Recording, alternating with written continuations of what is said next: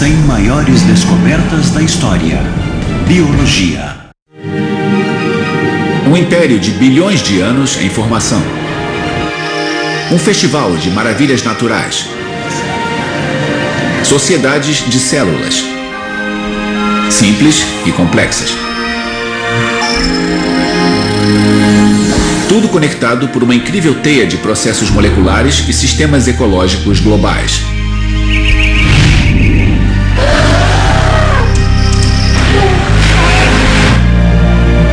Estas são as grandes descobertas da história da biologia. No início do século XVII, microscópios básicos eram usados em toda a Europa. Os cientistas da época ficaram fascinados por sua habilidade em ampliar um universo que era tão pequeno.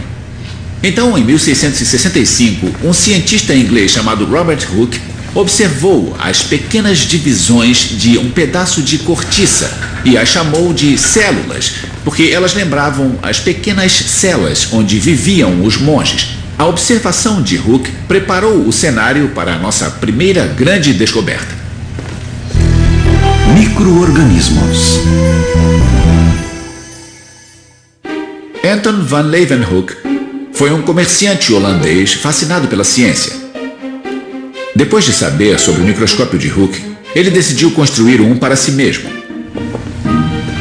Dr. Gall, para saber o que aconteceu em seguida, eu me encontrei com Joseph Gall, um biólogo celular do Instituto Carnegie, em Baltimore, estado de Maryland.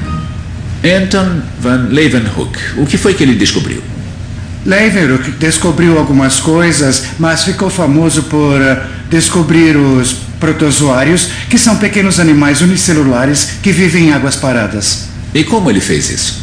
Fez isso usando um microscópio que ele mesmo construiu. Você gostaria de ver? Ah, claro que sim. Você tem um microscópio de Leeuwenhoek? Não o original. Eu tenho uma réplica do microscópio de Leeuwenhoek. Ele é formado por duas placas de latão com um pequeno pedaço de vidro que é a lente. E nós o usamos colocando a amostra nesse pino aqui. Depois, você aproxima bem os olhos da lente desse lado e, fazendo isso, você pode ver a ponta do pino. A amostra, seja um inseto ou qualquer outra coisa, é colocada no pino. Você quer dar uma olhada nele? Claro. Ele é meio pesado, porque é de latão. É latão, era o que ele tinha na época. Em 1675, Leeuwenhoek estava usando seu microscópio para examinar uma gota de água quando viu uma coisa extraordinária. Um mundo cheio de criaturas que nenhum ser humano havia visto. Micro-organismos. Então, com todo respeito, engenhoca primitiva, sim, ele descobriu animais unicelulares. Exatamente. Que hoje achamos tão normais. Isso. Ele ficou mais famoso por descobrir os protozoários, bactérias e os espermatozoides. Mas isso é brilhante. Ele tem uma parte mecânica, um mecanismo de foco. Ele tem todas as coisas que precisamos para observar uma amostra. E funciona. Eles sabiam o que estavam vendo? Eles entendiam o que estava acontecendo? Bom, duvido que entendessem o que estavam vendo no sentido moderno, mas ficaram impressionados com todas aquelas coisinhas que estavam vivas na água. As pessoas não tinham ideia de que a água estava cheia de organismos. As pessoas não sabiam o que eram, por exemplo, germes, por muito tempo. Não. Eles não... Bom, eles não tinham noção de que os germes podiam causar doenças. Para você, qual foi a coisa mais espetacular que ele descobriu? Eu acho que a descoberta das bactérias certamente pode ser considerada seu ponto alto. Porque são tão pequenas e difíceis de ver. É difícil ver bactérias mesmo com um microscópio moderno, a menos que saiba o que está fazendo. O que é preciso fazer em especial?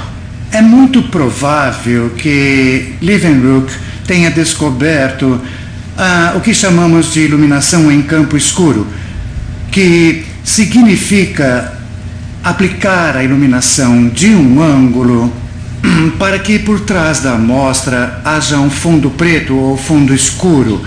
Quando a luz que incide pelo lado ilumina a amostra brilha contra o fundo escuro. A luz rebate as formas da amostra em direção aos olhos. Exatamente isso. A iluminação em campo escuro permite que você veja coisas muito menores do que veria com a iluminação normal que atravessa a amostra. E ele... Continua. Uma das razões para pensarmos que ele usou o campo escuro, apesar de nunca ter dito que usou, é uma de suas descrições. Ele descreve um organismo como se olhasse um floco de neve e um pedaço de veludo. Não há outro jeito de ver um floco de neve e um pedaço de veludo, a menos que seja um objeto branco sobre preto. E esse foi um indício de que ele estaria usando um campo escuro. Eu acho que eu não tinha ideia de que isso fosse tão pequeno e delicado. E, na verdade, tão elegante. Porque ele cabe na palma da mão. E o que vemos na ponta do pino muda o mundo. Ele muda, realmente. Foi uma ampliação da nossa compreensão da natureza do mundo. De que o mundo à nossa volta não era só coisas mortas, mas estava cheio de vida. Núcleo celular. Nossa próxima grande descoberta aconteceu em 1831. O naturalista inglês Robert Brown estava estudando as diferentes espécies de plantas que recolheu durante uma viagem à Austrália. Brown tinha um olhar apurado para os detalhes. Ele nutria um interesse especial pelas células das plantas. Ao examiná-las em um microscópio, ele viu uma coisa intrigante. Em cada célula havia uma estrutura similar, circular, opaca. Ele a chamou de núcleo. Ao se inteirar das observações de Brown, o fisiologista alemão Theodor Schwann começou a procurar uma estrutura similar nas células de girinos e encontrou. Todas as células dos girinos também tinham um núcleo. Foi uma descoberta revolucionária. Era a evidência de que todas as formas de vida são conectadas. Neste livro, Schwann descreve vários tipos de células dos mais variados organismos e identifica o fato de apresentarem um núcleo. Por que você acha que o núcleo das células foi uma grande descoberta? Foi a percepção de que havia uma unidade estrutural em todos os organismos.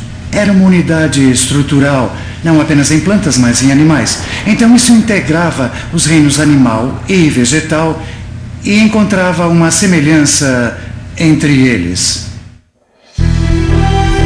Arquea. Mais de um século depois da descoberta do núcleo celular, acreditava-se na existência de dois tipos essenciais de vida na Terra: as bactérias e os outros seres.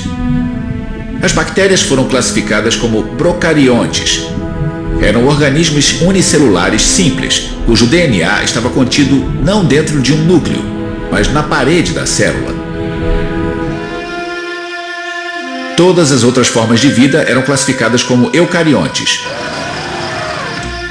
no núcleo da célula. Mas este sistema de classificação simples sofreria um abalo. Em 1977, estava estudando a constituição genética de um micróbio produtor de metano, quando percebeu que ele era diferente de qualquer bactéria conhecida. Sua célula era única. Ele produzia enzimas incomuns. E sua sequência genética era diferente de tudo o que ele havia visto. Logo ficou evidente no microscópio, em menos de uma hora, de que havia algo, uma terceira coisa ali. Este foi o momento da descoberta. Carl Woese havia descoberto uma terceira forma de vida, um grupo de organismos unicelulares que ele chamou de Arquea. Sempre achamos que haviam 2 reinos primários nesse planeta. Agora sabemos que há 3. Foi uma virada das grandes, porque toda a microbiologia foi estruturada sobre a ideia de que todas as bactérias eram idênticas. Não nos detalhes, mas em sua essência, sua linhagem e sua organização celular básica. Era uma coisa em que todo microbiologista e biólogo acreditava piamente. E não era verdade. Foi um achado feliz. Olha o que descobri. Woolse descobriu uma forma de vida capaz de viver em qualquer lugar do planeta, inclusive nos ambientes mais extremos. Algumas arqueias conseguem viver aqui, em fontes hidrotermais no fundo do oceano. A temperatura varia violentamente em um espaço pequeno e pode ir de poucos graus acima de zero a escaldantes 404 graus Celsius.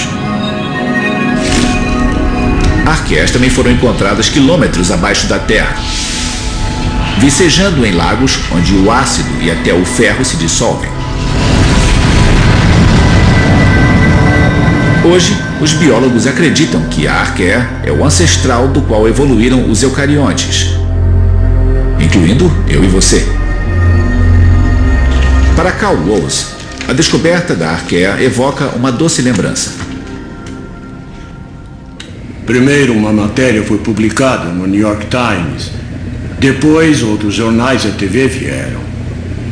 Eu me lembro de sair de casa uma noite com tudo que estava acontecendo e pensei: esta noite o mundo me pertence.